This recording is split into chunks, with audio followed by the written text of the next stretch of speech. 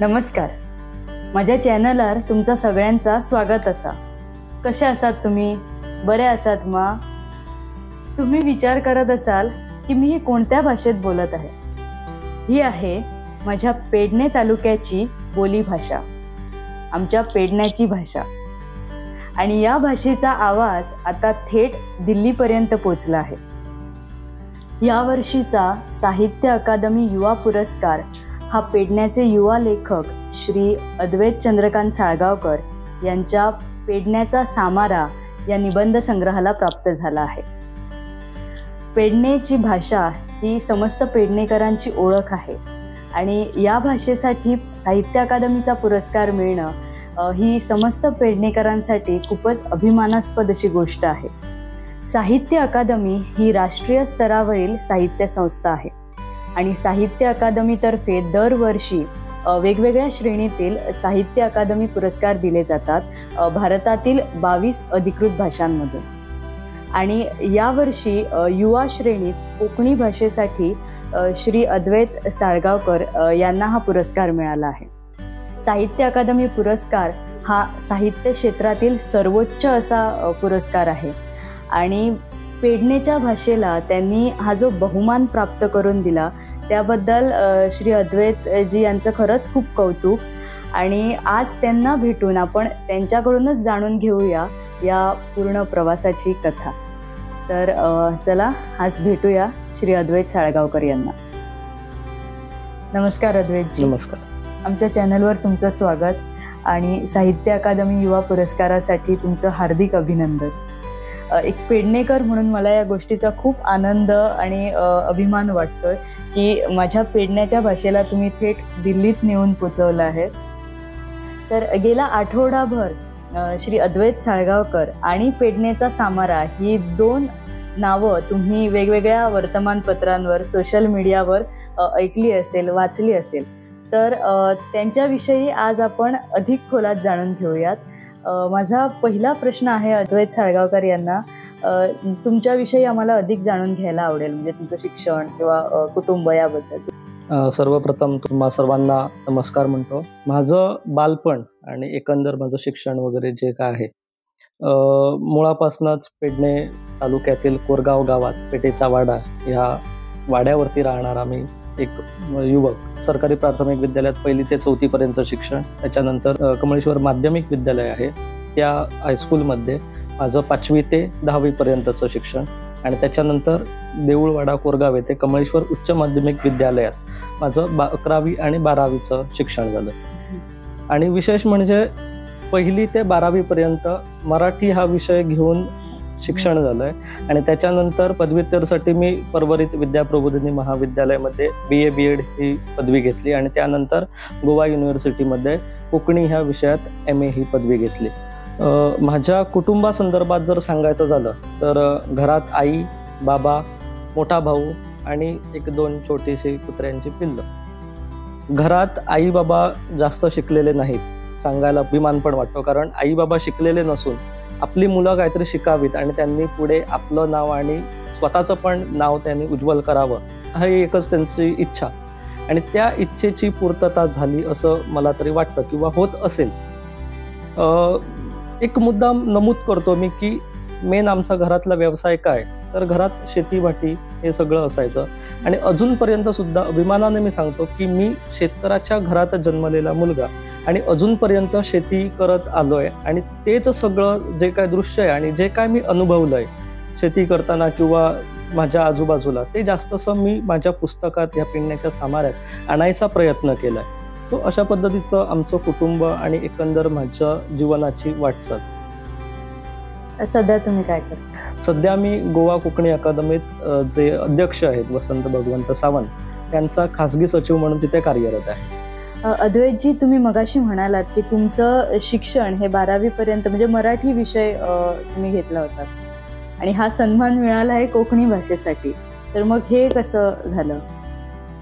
आता योगायोग म्हणावा की आणखी काय गोष्ट म्हणावी हे समजत नाही, कारण 12वी पर्यंत मराठी विषय घेऊन शिकलेला विद्यार्थी जेव्हा BA BEd साठी विद्याप्रबोधिनी महाविद्यालयात गेलो तिथे मराठी विषय घेतला, पण जागा तिकडे पूर्ण झाल्यामुळे आम्हाला एक 5 विद्यार्थ्यांना कोकणी हा विषय घ्यावा लागला.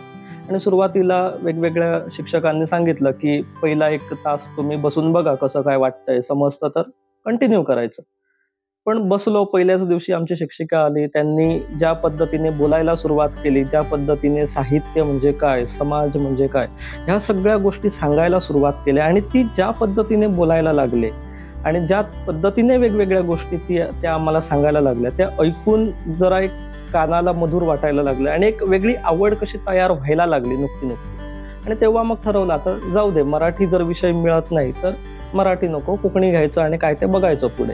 म्हणून कोकणी हा विषय घेतला आणि वाटचाल सुरू झाली.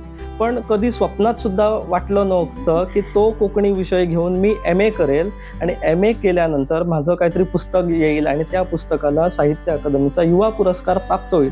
काही गोष्टी ह्या अशा योगायोगानेच घडून येतात. हो, नक्की. तर मग लेखनाला कधी सुरुवात झाली? विद्याप्रबोधिनी महाविद्यालयात शिकत होतो तेव्हाच 2015 वर्षी काणकोण मल्लिकार्जुन महाविद्यालयात अखिल गोवा कोकणी कविता वाचन सर्त कॉम्पिटिशन जे आहे ते ऑर्गनाईज केलेलं.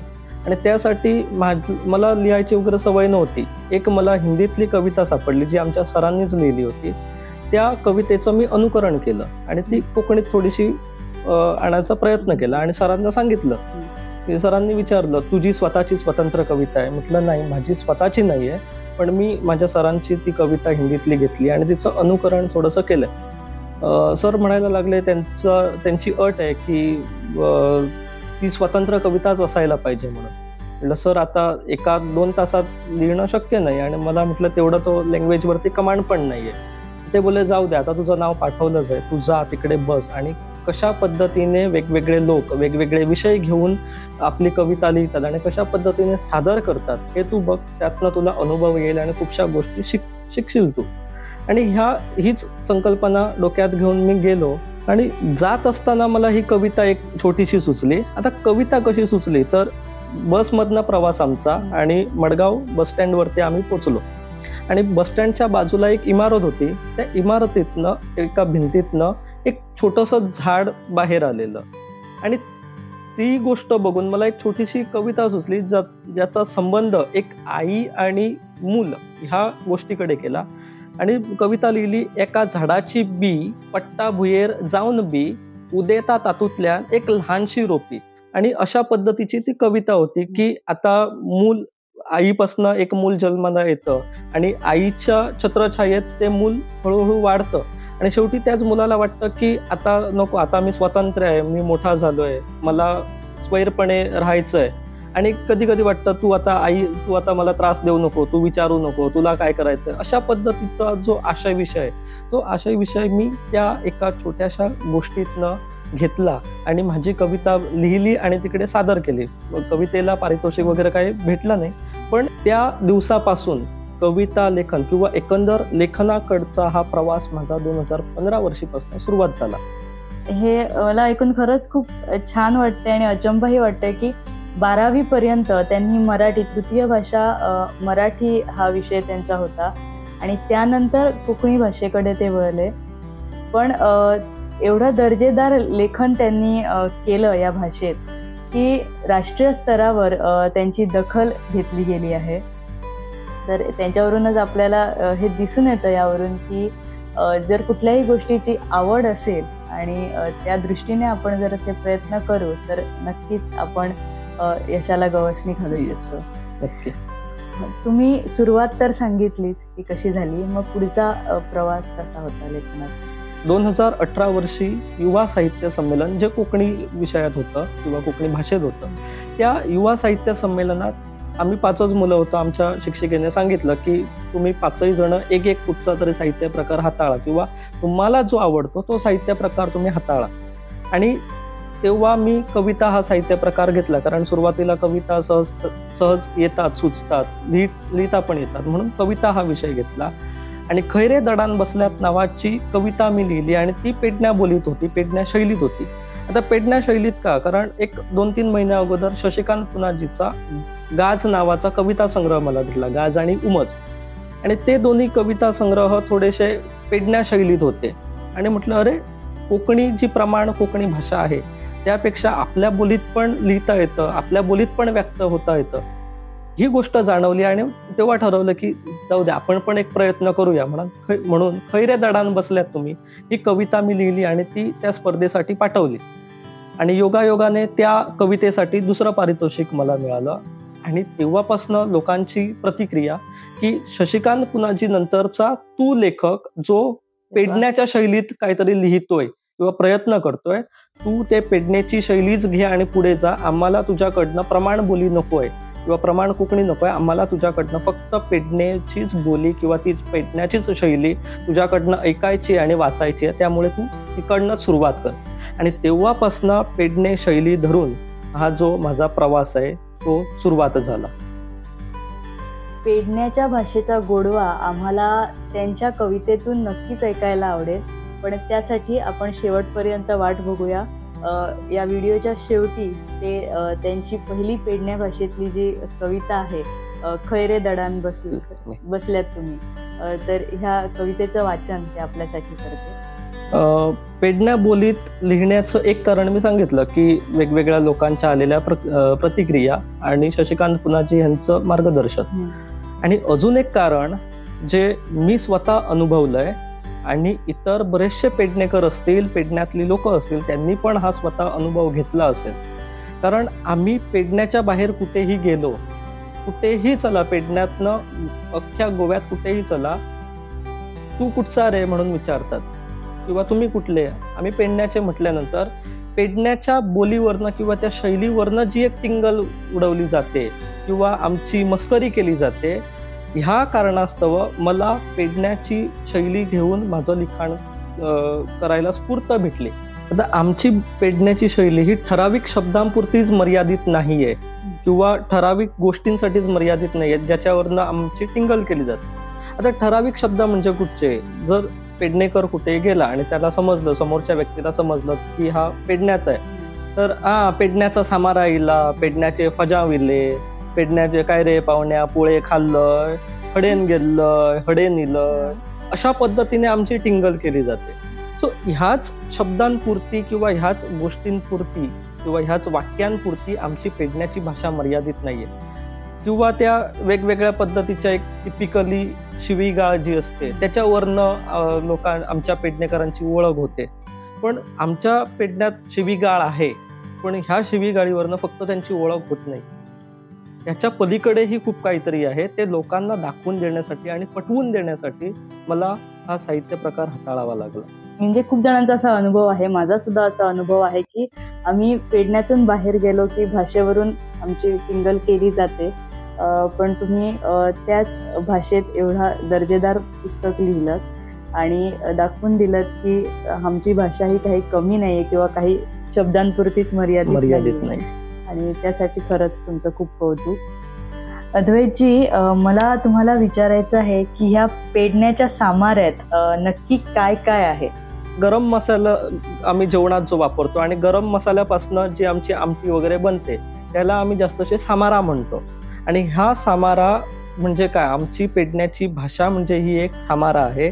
ते दाखवून देण्यासाठी ह्या पद्धतीचं मी नाव जे आहे पुस्तकाला ते दिलंय.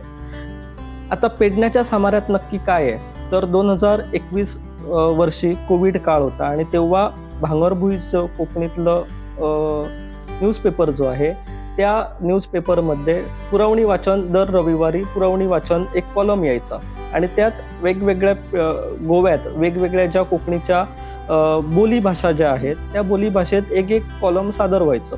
आणि त्यात वेगवेगळे मग पेडणे बोली असेल, बारदेशी बोली असेल, अंतरुजी बोली असेल, साष्टी बोली, चितपावनी बोली, सत्तरीची बोली, अशा वेगवेगळ्या बोली आहेत. त्या प्रत्येक बोलीतला एक असा नावाजता लेखक हे आपापलं एक वेगवेगळ्या विषयावरती लेख लिहायचे आणि त्यात ते छापून आणायचे.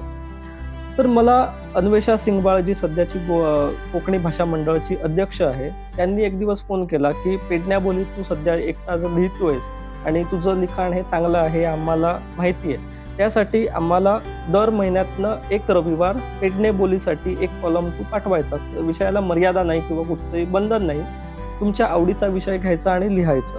तो तेव्हापासून 2021 सालीपासून हा प्रवास सुरू झाला. त्या अगोदर कथा कविता लिहायचो, निबंधाची कधी आवड नव्हती. पण तेव्हा सांगितलं वेगवेगळ्या विषयावरती पेडण्या बोलीतनं काहीतरी पाहिजे म्हणून तो निबंधासारखा विषय मी हाताळायला सुरुवात केला. आणि वेगवेगळे विषय घेऊन माझ्या समाजात, माझ्या शेजारी, माझ्या घरात आणि घराभोवती जे काही विषय आहेत ते विषय मी घेऊन माझं लिखाण सुरुवात केलं. सुरुवातीलाच सांगितलं तसं शेतकरी घराण्यात जन्म झाल्यामुळे घरात गुरंढोरं होती. 12वी पर्यंत गुरांचा व्यवसाय करीत किंवा गुरं सांभाळत मी माझं शिक्षण केलंय. सो बरेचसे अनुभव मला आले होते आणि घेतले होते.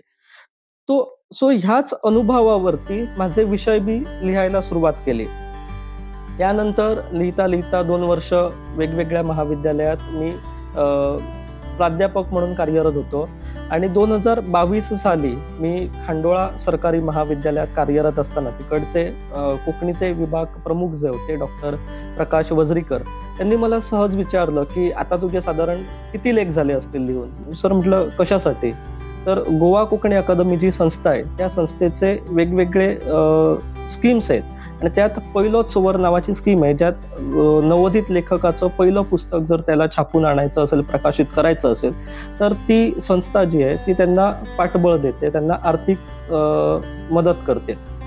तर सरांनी सांगितलं की तो एक फॉर्म घे आणि तुझ्या सगळ्या त्या लेख असतील त्यांची झेरॉक्स काढ आणि त्याचं एक 3 प्रती कर आणि तिकडे नेऊन सबमिट कर. आणि त्या पद्धतीने सरांनी सांगितलं तसं ते पुस्तक मी सगळं बाइंड केलं आणि 3 प्रती त्याच्या सबमिट केल्या, त्यांना स्फूर्त केल्या.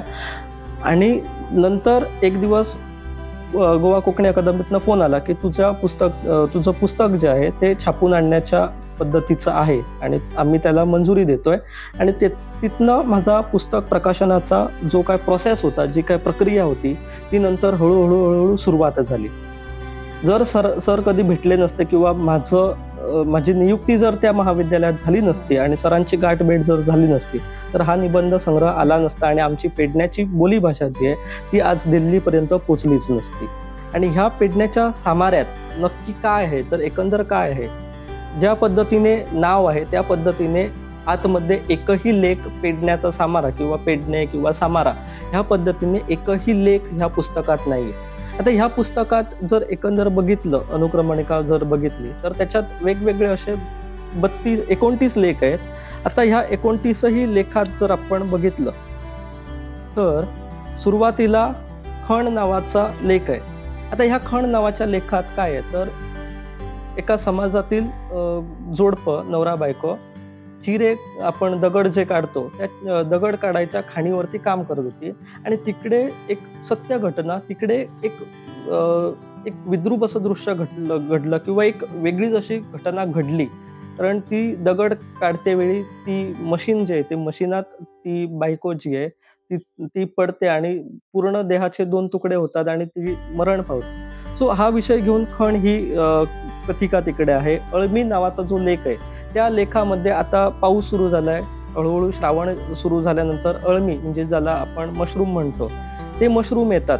गावठी अळमी जी वारुळावरती रानात रुजून येतात आणि ती खाण्याची आणि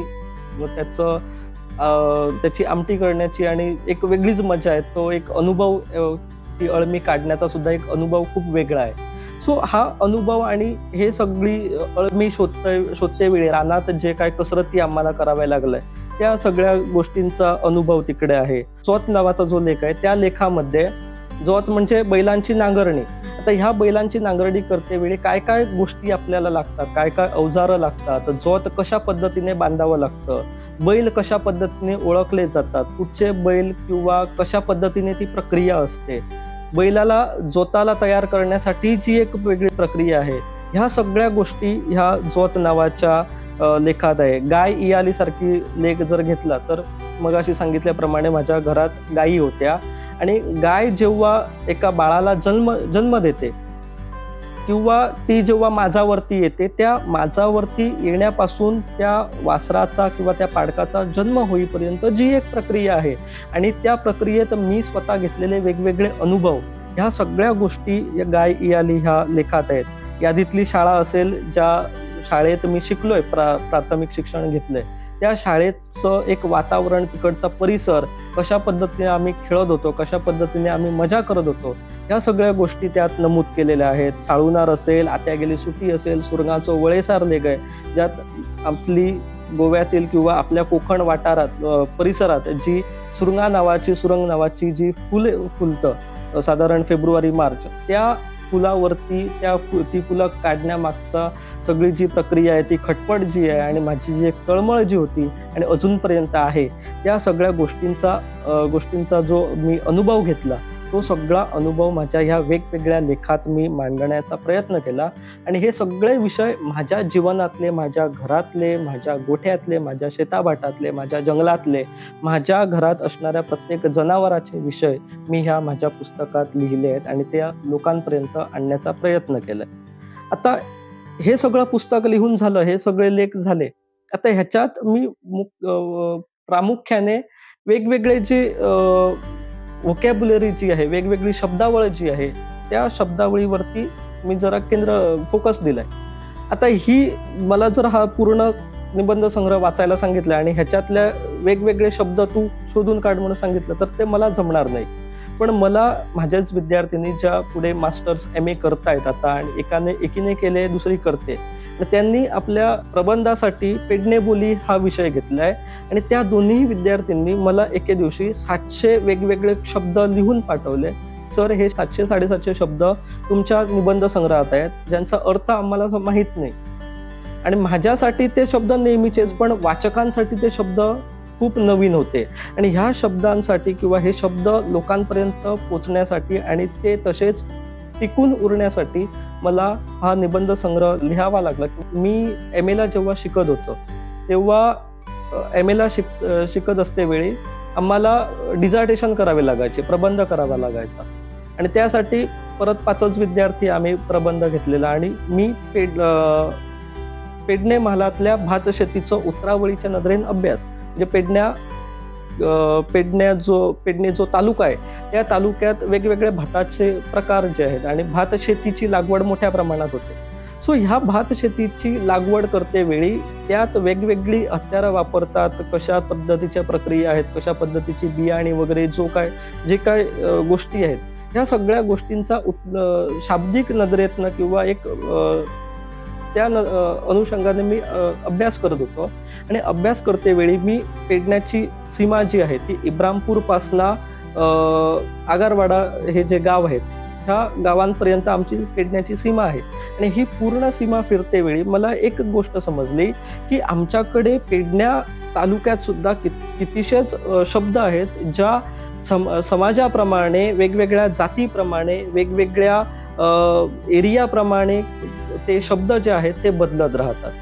आता ह्याच्यात जर एक एक्झाम्पल द्यायचं झालं, एक उदाहरण द्यायचं झालं तर उमज नावाचा शब्द किंवा उमद, शेतात जेव्हा आपण पहिली नांगरणी करतो तेव्हा त्या पहिल्या नांगरणीला उमद असं म्हणतात.